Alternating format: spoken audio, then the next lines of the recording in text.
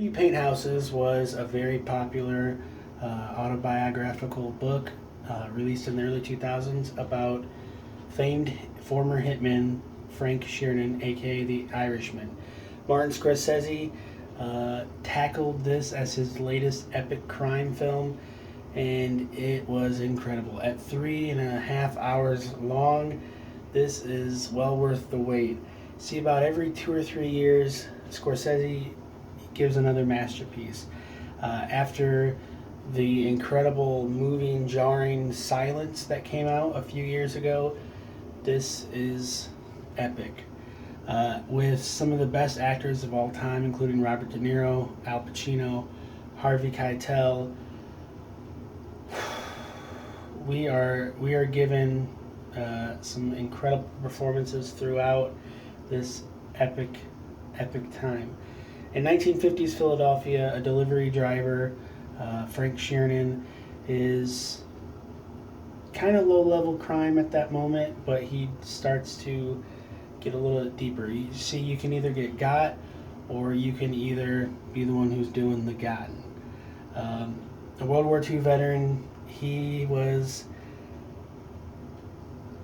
able to kill with very little discretion, and he kind of decided to take that up, using his ability to not get attached to anybody.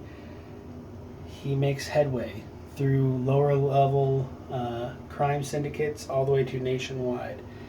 Joe Pesci befriends him and shows him the way. All of a sudden, he finds himself being the right hand man of one of the top, mob bosses in the East Coast.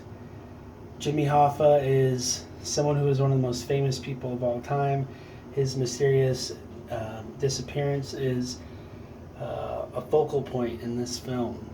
We see Al Pacino giving an incredible performance. I mean, there's just not one bad performance in this entire film. This 3.5 hour film. We see, identifiableness with villains. A lot of these people are doing terrible, horrible things, but you can understand at certain points why they're doing it. They're ice, they're cold, they are calculated, and they are methodical. These guys, it's based on a true story. This is based off of, this man's words in his tell-all autobiography, while he was at death's door. It's riveting, it's jarring. There is some brutal sequences. What I love about Scorsese is he doesn't need to have 100 jump cuts to make his film provocative, to make it engaging. There are simple shots that are effectual and they make sense.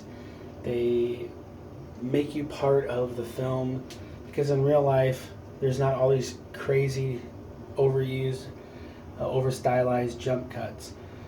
It's just two people talking in a room. You can have one camera shoot that and it works perfectly fine. It's simple filmmaking, and it's why he has made 30 to 50 movies. I don't know the filmography count right now. Why he's made so many successful films, because he knows what he's doing. He knows how to get performances to lead your film rather than action and incredible uses of CG. Now, there are definitely some CG uses in this film because they use a lot of de-aging and aging. They use makeup, I believe, mostly for the aging, but the de-aging, they definitely use that quite a bit. But it's not distracting. It's not overly noticeable. Like example, It Chapter 2 with the kids. This is their performances are not masked or marred. Their performances are enhanced. They're embellished, and they look great. Just, I don't want to spoil the movie. This is basically one person's confession.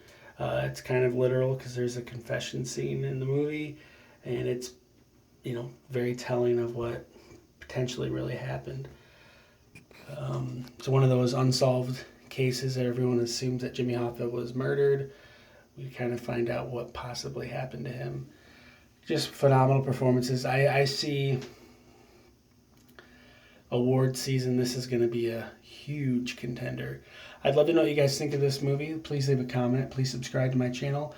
And, if you recommend some other movies you want me to watch to check out to avoid, leave a comment and let me know. If you want to help support my channel, you can cash at me at London Hawthorne. You can go to like riptapparel.com, that's rippedapparel.com, or onceuponat.net, and use my username London Hawthorne as your coupon code, and you'll save some money off your shirt purchase. Recommend some movies for me to watch. Wish you the best. Have a great day.